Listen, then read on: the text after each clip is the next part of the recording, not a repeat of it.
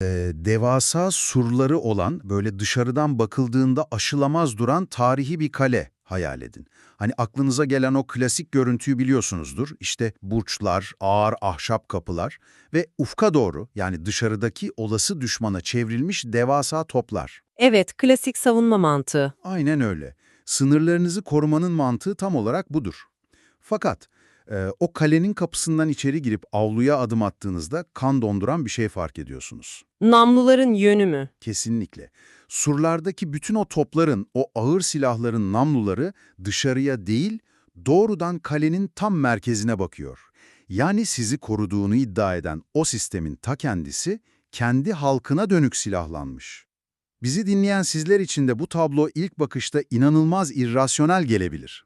Çok mantıksız duruyor dışarıdan. Paradoksu bütün yapısal çıplaklığıyla masaya yatırıyoruz. Neden gücünü halktan aldığını söyleyen, işte o vatanseverlik söylemini dilinden hiç düşürmeyen sistemler, günün sonunda meşruiyetlerini sağlayan o aynı halka karşı devasa bir korku ile hükmederler. Açıkçası modern devlet mekanizmalarını anlamak için sorulabilecek en kritik sorulardan biri bu. Ve bu derinlemesini incelemeyi yaparken elimizde gerçekten nasıl desem zaman kapsülünden çıkmış gibi duran son derece sıra dışı belgeler var. Evet, resmen bir arşiv hazinesi. Öyle. Karşımızda görsel bir materyal duruyor. Üzerinde Exile Lab International, kurumsal hafıza birimi ve arşiv sistemi yazan oldukça resmi, böyle ağırbaşlı bir mühür var. Bu mühür aslında unutulmaya veya sistematik olarak silinmeye çalışılan bir hafızanın bir yapısal analiz arşiviyle nasıl koruma altına alındığını gösteriyor bize. Yani önümüzde duran o gizemli arşiv mührü insanı gerçekten o işin arka planını deşmeye itiyor. Peki bu mühürlü arşivden çıkan ve bugünkü yol haritamızı çizen ana metin tam olarak neyin nesi? Şöyle, Sapar İklim yasal adıyla Sapar Yuklimov adında bağımsız bir araştırmacının hazırladığı 15 maddelik yapısal bir analiz metni bu. Kendisi ve asistanı Sultan Sancar aslında 19. yüzyıl Orta Asya tarihi ve özellikle Rus emperyal genişlemesi üzerine uzmanlaşmışlar. Hı hı. Ve Sapar İklim sadece teorik siyaset bilimi yapmıyor odasında. İmparatorlukların nasıl genişlediğini, işte arşiv belgelerini ve o dönemin katılımcı anılarını inceleyerek kontrolün o sert ve tavizsiz gerçek mekanizmalarının adeta bir otopsisini çıkarıyor. Yani tarihin tozlu raflarındaki olayları alıp bugün hala tıkır tıkır çalışan makine dairelerinin nasıl işlediğini gösteriyor bize bir nevi. Tam olarak bu. Ve şunu en baştan çok netleştirmemiz gerekiyor. Bizi dinleyenler için de önemli bir nokta bu. Bu derinlemesine analizin misyonu herhangi bir siyasi yapıyı ahlaki bir teraziye koymak, taraf tutmak veya ideolojik bir yargı dağıtmak değil. Kesinlikle. Tarafsız bir inceleme yapıyoruz. Aynen öyle. Sapar iklimin metnindeki o son derece soğukkanlı yaklaşımı merkeze alacağız. Korku dediğimiz şeyin nasıl duygusal bir taşkınlık veya bir yöneticinin sadizmi olmaktan çıkıp son derece rasyonel, böyle hesaplanmış ve buz gibi bir yapısal yönetim teknolojisine dönüştüğünü mekanik düzeyde anlayacağız. Tamam, hadi bunu biraz açalım o zaman. Çünkü dürüst olmak gerekirse, korku kelimesi bende ve muhtemelen bizi dinleyen pek çok kişide daha çok böyle panik, işte öfke krizi geçiren bir lider veya kontrolden çıkmış bir otorite imgesi yaratıyor. Evet, genelde popüler kültürde bunu böyle besler. Siz ve önümüzdeki bu 15 maddelik rapor ise bunun yapısal bir araç olduğunu söylüyorsunuz. Hani o girişteki namluları içeri dönük kale metaforuna dönersek, bu korku inşası neden bir tercih değil de sistemin yapısal bir zorunluluğu? Çünkü sistemin kalbindeki o mekanik ihtiyacı anladığımızda bu durum şaşırtıcı olmaktan çıkıyor aslında. Sabar iklimin analizinde çok net bir tespiti var. Diyor ki, kapalı sistemler yapıları gereği gerçek bir siyasi rekabete tahammül edemezler. Yani alternatif bir güce izin veremezler. Aynen, özerk kurumlara, kendi başlarına karar alabilen bağımsız bir yargıya veya sivil toplum örgütlerine bunlara izin veremezler. İzin verdikleri an kendi varoluşlarını doğrudan tehlikeye atarlar. Hı hı. Hal böyle olunca toplumun onlara duyacağı o gönüllü güveni inşa etme şansları daha en baştan tamamen ortadan kalkar. Tabii, çünkü güven dediğimiz şey tanımı gereği bir seçme özgürlüğü barındırır içinde. Eğer başka bir seçeneğim yoksa size güvenmiyorumdur. Ben sadece size mecburumdur. Bu ayrım o kadar hayati ki. Yani gönüllü işbirliğinin, kurumsal hesap verebilirliğin ve şeffaflığın denklemden tamamen çıktığı devasa bir coğrafyayı, milyonlarca insanı düşünün şimdi. Bu koca toplumu nasıl bir arada tutacaksınız ve en önemlisi nasıl yönetilebilir kılacaksınız? Zorla. İşte tam bu noktada korku, o eksik olan güvenin yerini alan yapısal bir dolgu maddesine dönüşüyor. Sistemin idari işleyişini sürdürebilmesi için sosyal işbirliğinin yerine korkuyu ikame etmesi matematiksel bir zorunluluk haline geliyor resmen. Bak bu bana günlük hayattan çok tanıdık bir tabloyu hatırlattı. Bizi dinleyenlerin birçoğu bunu belki kendi çalışma hayatlarında, ofislerinde bile hissetmiştir. Nasıl bir tablo? Çalışanlarına zerre kadar güvenmeyen, işte onlara hiçbir inisiyatif alanı bırakmayan ama o koca şirketin de bir şekilde işlemesi gerektiği için her masanın tam tepesine, her koridora bir kamera koyan o paranoyak patronu düşünün. Çok iyi bir benzetme. İnsanlar masada oturur, görünürde tıkır tıkır bir işleyiş vardır. Herkes ekrana bakıyordur. Ancak o düzen liyakatten, motivasyondan veya böyle ortak bir hedeften değil, sadece o kameranın kırmızı kayıt ışığının sürekli yanıp sönmesinden beslenir. Ve işin kötüsü o kırmızı ışığın yanıp sönmesiyle de iş bitmez. O kameraların arkasında oturup bütün gün ekranları izleyecek yepyeni devasa bir güvenlik departmanı kurmak zorunda kalırsınız patron olarak. Doğru, bütçe oraya kayar. Sistemin kaynakları artık üretmek için değil, sadece kendi çalışanlarını gözetlemek için harcanmaya başlar. Sapar iklimin metninde bahsettiği korkunun kurumsallaşması tam olarak böyle bir israf döngüsü işte.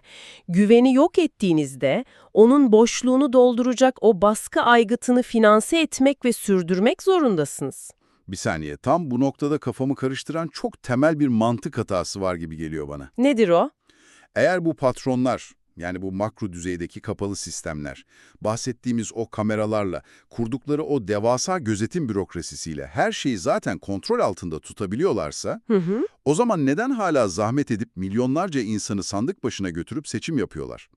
Madem halka güvenmiyorlar, madem sistem tamamen korku ve gözetim üzerine kurulu, neden koca bir ülkeyi durdurup bu demokratikmiş gibi görünen tiyatroyu sahnelemeye ihtiyaç duyuyorlar? İşte burada büyüleyici olan şey, metnin bu durumu performatif meşruiyet dediğimiz, yani bir tür gösteriye dayalı meşruiyet kavramıyla açıklaması. Gösteriye dayalı meşruiyet. Evet, çünkü modern dünyada hiçbir sistem ben sadece kaba kuvvetle buradayım diyerek uzun süre ayakta kalamaz. Yani dışarıya ve daha çok da içeriye karşı bir onaylanma hikayesi sunmak zorundadırlar. Ancak o kapalı sistemlerde seçimler bizim anladığımız anlamda bir siyasi rekabet veya bir politika tercih etme mekanizması değildir hiçbir zaman. Bir vitrin süsü gibi mi yani? Vitrinden de öte, oradaki seçimler tamamen başka bir amaca hizmet eden, çok özenle tasarlanmış birer ritüeldir aslında. Seçim sandığının bir ritüele, bir tür ayine dönüşmesi resmen. Gerçekten tuhaf bir kavramsallaştırma. Bu ayinin asıl amacı ne o zaman? Amacı sembolik birliği, iktidarı olan mutlak sadakati ve son derece dikkatli bir şekilde koreografisi yapılmış bir vatanseverliği sahnelemektir. Bakın, Sapar İklim'in raporundaki vurgu gerçekten çok çarpıcı bu konuda. Ne diyor tam olarak? Diyor ki, bir sistemin gerçek taban meşruiyeti ne kadar zayıfsa, o yatay güven ne kadar sarsılmışsa, ezici seçim yüzdelerine duyduğu ihtiyaç da o kadar artar. Yani %51 veya %55 gibi gerçekçi demokratik oranlar onlar için yeterli değil. Yeterli olmamasını geçtim, onlar için bir kabustur bu oranlar. %90'lara, 95'lere ihtiyaç duyarlar. Çünkü oradaki amaç siyasi bir iktidarı belirlemek değil, o iktidarla mutlak olarak hemfikir olunduğunu, sistemin alternatifsizliğini tüm dünyaya ve halka gösterişli bir şekilde kanıtlamaktır. Bu da demek oluyor ki o %98'lik absürt seçim zaferleri veya işte şehir meydanlarını dolduran o inanılmaz kitlesel şenlikler, devasa anıtsal binalar falan, bunlar gücün bir göstergesi değil. Kesinlikle değil. Aslında tam tersine derinlerde yatan inanılmaz bir zayıflığın, o büyük onaylanma açlığının dışa vurumu.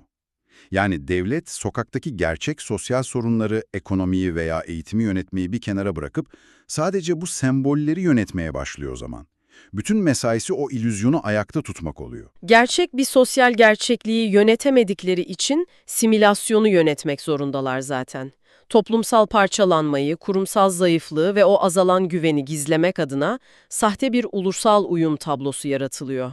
Dışarıdan bakıldığında da çok kusursuz durur genelde. Tabii inanılmaz disiplinli, herkesin tek yürek olduğu, tek bir çatlak sesin bile çıkmadığı bir ülke görüyorsunuz dışarıdan.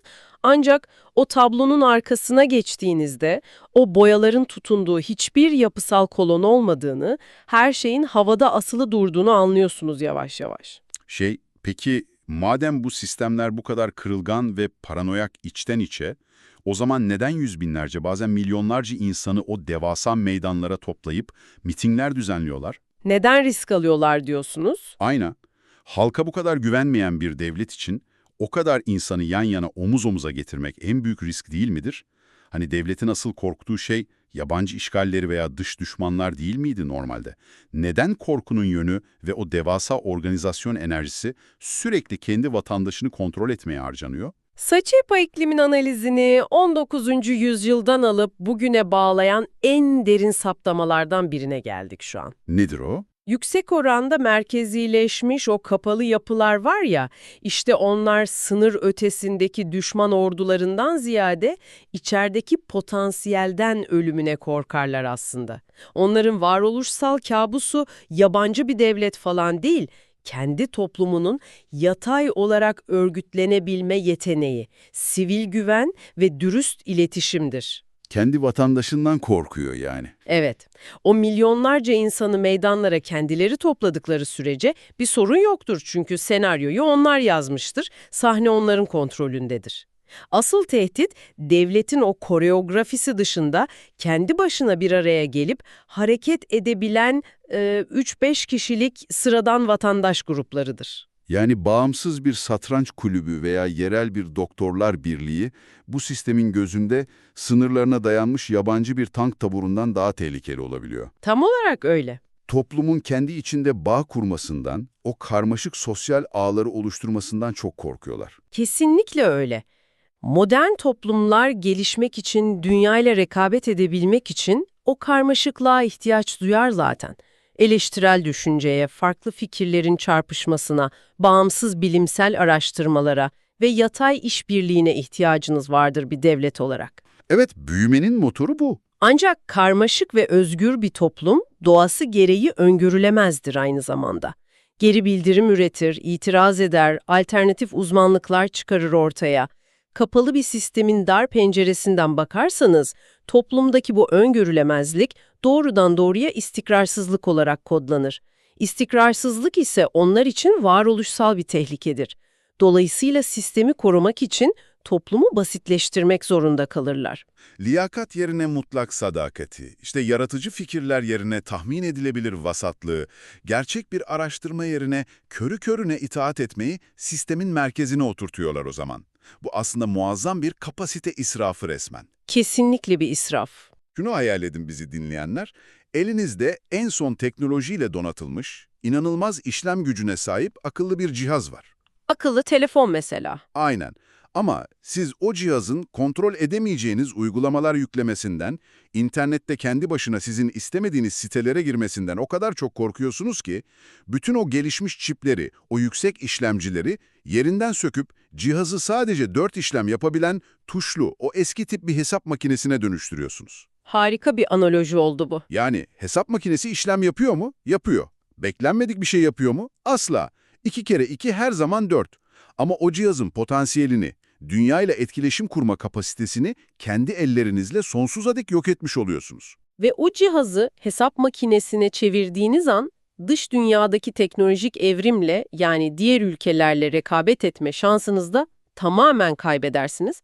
Sapari iklimin metninde bizi asıl sarsması gereken yer de burası işte. Bu sadece ekonomik bütçelerin küçülmesi veya teknolojide geri kalmakla falan ilgili bir mesele değil. Neresi daha sarsıcı? Bu durumun doğrudan doğruya insan doğası, insanların günlük psikolojisi üzerindeki yıkıcı etkisi çok daha dramatik. İşte ben tam da o hesap makinesinin pillerine, yani o kısıtlanmış sistemin içinde nefes almaya çalışan insanlara ne olduğunu merak ediyorum açıkçası.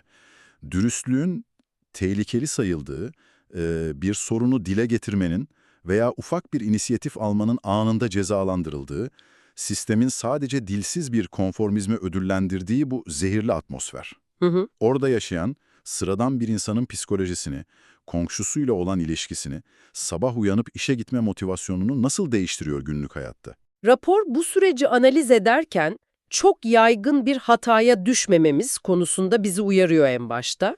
Nedir o hata? Bu durumu dışarıdan bakıp işte bu ülkenin kötü bir kültürü var veya bunların ulusal zihniyetleri yetersiz diye açıklamak, bu son derece sığ ve analitik olmayan tembel bir yaklaşımdır. Suçu kurbana atmak gibi bir şey. Aynen öyle. İnsanlar biyolojik ve psikolojik olarak hayatta kalmaya programlıdır ve çevrelerine son derece rasyonel bir şekilde uyum sağlarlar. Eğer içinde bulunduğunuz sistem doğruları söylemeyi, yeni bir fikir üretmeyi sistematik olarak cezalandırıyorsa, toplum çok kısa sürede pasifliği ve eylemsizliği içselleştirir. Yani öğrenilmiş çaresizlik bütün bir toplumun karakterine dönüşüyor zamanla.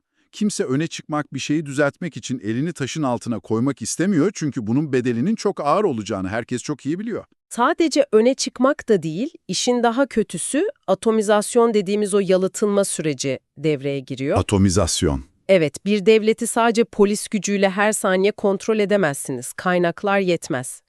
İnsanların birbirinden şüphe etmesini sağlamanız gerekir. O da yatay güveni bitiriyor. Aynen, kimin ispiyoncu olabileceğini bilemediğiniz bir ortamda en temel sosyal hücreler bile parçalanır. İnsanlar akrabalarıyla bile böyle samimi siyasi sohbetler etmekten kaçınır hale gelir. Toplumsal bir duygusal tükenmişlik başlar orada. Ve en trajik olanıysa insanlar artık tarihin aktif birer katılımcısı, toplumun ortak yaratıcıları olduklarına inanmayı tamamen bırakırlar. Sadece yukarıdan idare edilen, görünmez olarak o gün hayatta kalmaya çalışan nesnelere dönüşürler. Çok ağır bir tablo bu. Kendi hayatının, kendi sokağının bile öznesi olamamak. Yani ben bu ülkenin geleceğinde bir söz sahibiyim hissinin tamamen silinmesi. Dinlerken bile o boğucu yalnızlığı hissedebiliyorum resmen. Maalesef öyle. Ama o zaman şu devasa çelişkiyle karşı karşıya kalıyoruz. Bir toplum böylesine içe kapanmışsa, bütün o güven duygusu tahrip edilmişse, yaratıcılık ve inisiyatif sıfıra inmişse, Hı hı. bu sistemler nasıl kendi ağırlıkları altında anında çökmüyor da 10 yıllarca bazen nesiller boyu ayakta kalmayı başarabiliyorlar? İşlemciyi söktük, makine nasıl hala çalışıyor? İşte bu metindeki 9. maddenin cevabını aradığı çok temel sorulardan biri. Çünkü haklısınız, sadece baskı ve pasifleştirme bir devleti uzun süre ayakta tutmaya yetmez. Burada kaynak rantları dediğimiz mekanizma bir can kurtaran gibi devreye giriyor. Kaynak rantları derken yeraltı kaynakları falan mı? Evet, ülkenin sahip olduğu o zenginlikler, mesela petrol, doğalgaz gelirleri veya bazen sadece jeopolitik konumundan dolayı elde ettiği yüklü dış yardımlar, bunlar sistemi finanse eder. Yani yönetimin toplumun vergisine veya o toplumun üreteceği yüksek teknolojili inovasyona pek ihtiyacı kalmaz. İhtiyaç duymadığı için de insanı geliştirmiyor. Tam isabet. O yer altından fışkıran rant, demin bahsettiğimiz o devasa güvenlik bürokrasisini, medyayı kontrol eden dev mekanizmalarını ve sisteme sadık bir yönetici elit tabakasını beslemeye fazlasıyla yeter. Yani ortada kanayan ağır bir yara var toplumsal olarak. Ama onlar o yarayı tedavi etmek, toplumu iyileştirmek yerine o sınırsız rant geliriyle sürekli yaranın üzerine kalın bandajlar sarıp ağır kesiciler enjekte ediyorlar. Sistemi oluşturuyorlar aslında. Evet, uyuşturuyorlar. Kurumsal zayıflığı, halkın o üretkenlikten düşmesini bu rantlarla geçici olarak telafi ediyorlar. Sorunların kökenine asla inmiyorlar. Sadece çok büyük paralar ve kaynaklar harcayarak o krizlerin patlamasını işte bir 10 yıl, bir 20 yıl daha ileriye atıyorlar, erteliyorlar. Zaman kazanıyorlar sürekli. Ve o erteleme süreci boyunca da korkunun kendisi tıpkı petrol gibi çıkarılıp kullanılan bir siyasi kaynağa dönüşüyor.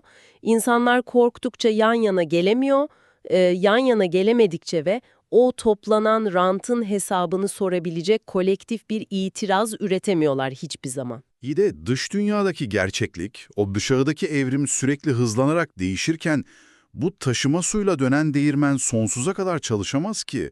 Bu strateji kendi sonunu hazırlayan bir zaman ayarlı bombaya benzemiyor mu biraz? Tam olarak bir zaman ayarlı bomba zaten. Yani toplumu bir hesap makinesine çevirip onu pasifleştirmek belki o günü, o yılı kurtarıyor olabilir ama uzun vadeli tabloya baktığımızda bu sistemin kendi oturduğu dalı kesmesi demek değil mi?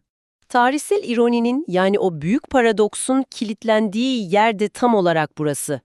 Bir devlet o kalenin namlularını içeriye çevirip toplumunu güçlendirmeyi bıraktığında ve o toplumun sadece zayıflığını, çaresizliğini yönetmeye başladığında aslında görünmez bir intihar anlaşması imzalamış oluyor. Kendi geleceğiyle. Evet, zayıf, birbirinden korkan, atomize olmuş bir halkı yönetmek, hiçbir itiraz duymadan istediğiniz her kararı anında alabilmek, o günün yöneticileri için inanılmaz büyük bir konfordur. Ancak bu geçici konfor, devletin kriz anlarında gerçekten ihtiyaç duyacağı tüm o hayatta kalma reflekslerini yavaş yavaş yok eder. Refleksler köreliyor. Tabii. Nitelikli beyinlerin göç etmesi, liyakatsizliğin getirdiği idari körlük ve dürüst geri bildirim ağlarının tamamen çökmesiyle modern dünyadaki yeni teknolojilere veya beklenmedik krizlere adapte olma yeteneği hoarlaşıp gider. O zaman beklenmedik bir ekonomik kriz veya yeni bir teknolojik sıçrama falan geldiğinde o hesap makinesi bir işe yaramıyor ve sistem tamamen donup kalıyor orada. Uzun vadede kesinlikle bu oluyor işte. Korku kısa bir süre için o elitleri koruyan harika bir mekanizma gibi görünse de zamanla kümülatif bir çöküş, yani birikerek ve sürekli hızlanarak artan yapısal bir yıkım mekanizmasına dönüşür. Uygarlığı ve medeniyeti asıl ayakta tutan o karmaşıklık, o insan sermayesi içten içe erir gider. Sistemin bugünkü sarsılmaz gibi görünen o devasa istikrarı aslında yarınki kesin çöküşünün tek garantisidir. Arşivden çıkan analizini Şöyle bir toparlayıp geriye çekilirsek, şunu anlıyorum. Gücü elde tutmak, her şeyi mutlak kontrol altında tutmak uğruna kurulan o devasa, ezici mekanizmalar, inanılmaz bir ironiyle aslında o gücün varlığını sürdürebilmesi için gereken tek yakıtı, yani toplumun canlılığını ve güvenini tüketiyor içten içe. Kesinlikle. Kendini koruma güdüsüyle atılan her adım ağır çekimde bir çöküşü sadece hızlandırıyor. Peki ama madem durum bu, eğer o tahribat bu kadar yapısal ve o bahsettiğimiz öğrenilmiş çaresizlik insanların psikolojisine bu kadar derinden işlemişse, bir toplum o kaybözerkliğini pasif bir nesne olmaktan çıkıp yeniden tarihin ve kendi hayatının öznesi olma gerçekliğini geri kazanmaya nereden başlayabilir? Hasar gerçekten çok büyük. Peki iyileşmenin başlangıç noktası neresi olmalı? eşme reçetesini de sunarak bitiriyor belgeyi. O devasa hasarı onarmak, yukarıdan aşağıya inen yeni siyasi kararnamelerle veya sadece bir gecede liderlerin vitrinde değişmesiyle falan gerçekleşmez. Çok daha temel, sosyolojik bir başlangıç noktası gerekir burada. Nedir o nokta? Korkunun toplumun günlük sosyal gerçekliğini organize eden ana mekanizma olmaktan tamamen çıkarılması. Yani o görünmez cam duvarların insanlar arasında yavaş yavaş kırılması gerekiyor. Evet, bunun için de atılacak ilk adım dürüst iletişimin restorasyonudur. O birbirinden yalıtılmış, komşusuna bile şüpheyle bakan bireyler arasında güvenin ve inisiyatif alma cesaretinin milimetre milimetre yeniden inşası şarttır. Başka çaresi yok. Yok. Ama her şeyin temelinde şu yatar, toplum o uzun pasifizasyon sürecinden uyanıp kendisinin sadece yukarıdan yönetilen, kararların dayatıldığı edilgen bir kalabalık olmadığını hatırlamak zorundadır. Kolektif olarak yan yana gelebilen, kendi gerçekliğini etkileyebilen ve kendi geleceğini inşa etme kapasitesine sahip aktif bir özne olduğunu yeniden hissetmelidir. Aksi Takdirde toplum fail olduğunu hatırlamadığı sürece tepede yapılacak hiçbir yasal veya ekonomik reform o yapısal çürümeyi durduramaz. Bu gerçekten çok berrak ve bir o kadar da sarsıcı bir tespit. İncelememizi sonlandırırken bizi dinleyen sizlerin kendi günlük yaşamında üzerine düşünebileceği kışkırtıcı bir soru bırakmak istiyorum ben de. Harika olur. Eğer bu konuştuğumuz Kapalı, korkuya dayalı ve o namluları doğrudan içeriye çevirmiş sistemler. Eğer bütün varlıklarını, bütün hayatta kalma stratejilerini toplumdaki o yatay güveni yok etmeye, işte insanları birbirinden yalıtmaya, herkesi tek ve yalnız bir adaya dönüştürmeye borçluysa, Evet. o zaman belki de komşunuzla kurduğunuz küçücük, dürüst ve tamamen filtresiz bir güven bağı ya da iş yerinizdeki bir arkadaşınızla çıkarsızca kurduğunuz o ufak dayanışma sadece basit bir insanlık hali veya sosyal bir nezaket değildir. Çok güçlü bir eylemdir. Belki de bu tür devasa pasifleştirme çarklarına karşı sıradan bir bireyin yapabileceği en radikal, en devrimci ve en yapısal eylem, yanı başındakine gerçekten güvenebilmektir. Şimdi hayatınıza şöyle bir dışarıdan bakın derim bizi dinleyenler. Kendi çevrenizdeki o yatay güven ağları ne kadar sağlam? O kalenin içinde yanınızdaki insanla gerçekten korkusuzca göz teması kurabiliyor musunuz? Bunun üzerine bir düşünün. Açıkçası siyasi yapıları ve tarihi böyle makro düzeyde okumanın asıl faydası da budur. Bize o devasa büyük resmin en küçük, en sıradan insan ilişkilerinde nasıl gizlendiğini gösterir. Bize katılgınız, olayların perde arkasını ve o yüzeysel haber manşetlerinin ardındaki gerçekleri yapısal bir düzeyde anlama çabamıza ortak olduğunuz için çok teşekkür ederiz. Bu derinlemesine incelemenin bir parçası olmak, bir şeyleri sadece ezberlemek değil, olayların nasıl ve asıl neden çalıştığını anlamaktır. Bir sonraki incelememizde o bilgi labirentlerine birlikte dalmak üzere şimdilik hoşça kalın.